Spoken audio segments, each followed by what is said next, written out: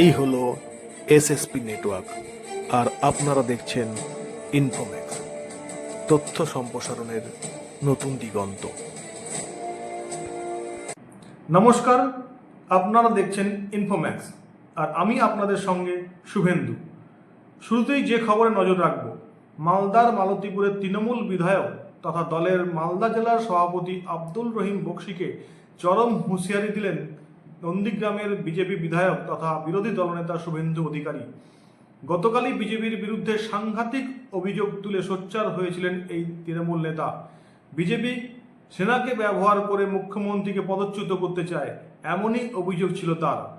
রাষ্ট্রপতি শাসন জারি করে দিব, আর এই রাষ্ট্রপতি শাসনের মধ্যে দিয়ে আমাদের মিলিটারি থাকবে, আমাদের পুলিশ বিএসএফ থাকবে, আমাদের সিএসএফ থাকবে। তাদেরকে সাথে করে নিয়ে পশ্চিমবঙ্গ থেকে মুখ্যমন্ত্রী মমতা ব্যানার্জিকে টেনে হিচড়ে নামিয়ে দিব।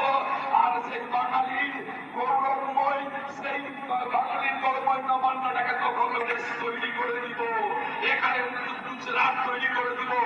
আব্দুর রহিম বক্সিকে জবাব দিতে গিয়ে সাংঘাতিক হুঁশিয়ারি দিয়ে বসলেন নন্দীগ্রামের বিজেপি বিধায়ক তথা বিরোধী দলনেতা শুভেন্দু অধিকারী। সাংবাদিকদের মুখোমুখি হয়ে প্রথমেই তিনি আব্দুর রহিম বক্সিকে কটাক্ষের সুরে বলেন, আমি যখন তৃণমূলের অবজারভার ছিলাম, আমার গাড়ির দরজা কে খুলবে সে নিয়ে কম্পিটিশন হতো, তাতে রহিম থাকতো সবার আগে। আরএসপির মাল ছিল, অনেক চাকরি বাকরি বেঁচেছে সেই সময়, এখনো ছেলেকে দিয়ে করছে।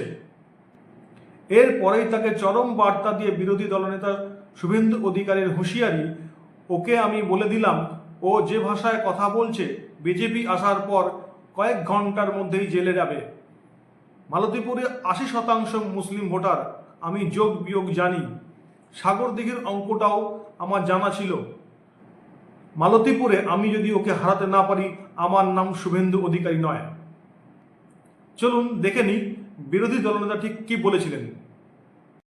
পচা মাল, আজে বাজে কথা বলে। আমি যখন মালদায় তৃণমূলের অবজারভার ছিলাম, আমার গাড়ির দরজা কে খুলবে কম্পিটিশন হতো, তাতে রহিম থাকতো আগে। আরএসপির মাল ছিল, বামপন্থী করতো, অনেক চাকরি বাকরি বেঁচেছে সে সময়, এখনো ছেলেকে দিয়ে করছে। তারপরে অনেকদিন অনেকেই আপত্তি ছিল, আমাকে ধরাধরির পরে আমি একদিন জয়েন করাই। এই তো ক্যারেক্টার। আমি ওকে বলে দিলাম, ও যে ভাষায় যে টোনে কথা বলছে, ওর বিজেপি আসার পরে ও জেলে যাবে কয়েক ঘন্টার মধ্যে। আর মালতীপুরে 80% মুসলিম ভোটার, আমি যোগ বিয়োগ জানি, সাগরদিঘির অঙ্কটাও আমার জানা ছিল। মালতীপুরে ওকে যদি আমি হারাতে না পারি, আমার নাম শুভেন্দু অধিকারী।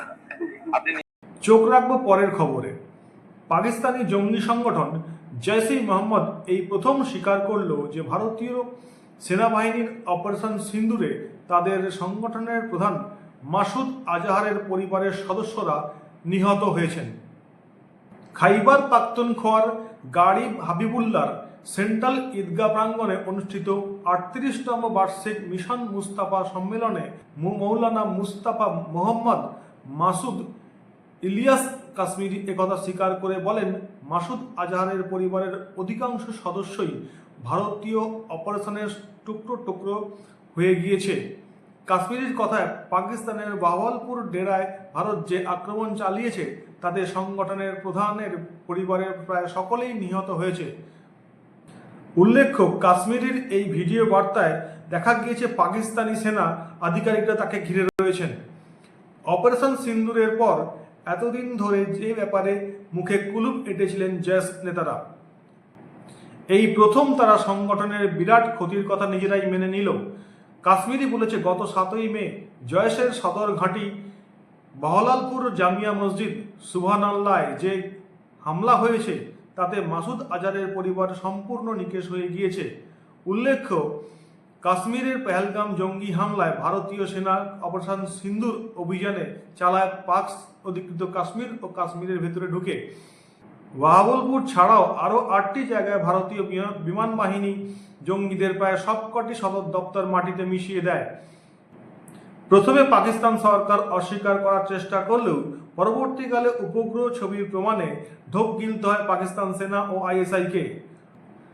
আর মাসুদ আজহারের বাড়ির অধিকাংশ লোকই ওই ডেরায় থাকতো তা নিয়ে কোনো অনিশ্চয়তা ছিল না ভারতীয় এজেন্সির কাছে।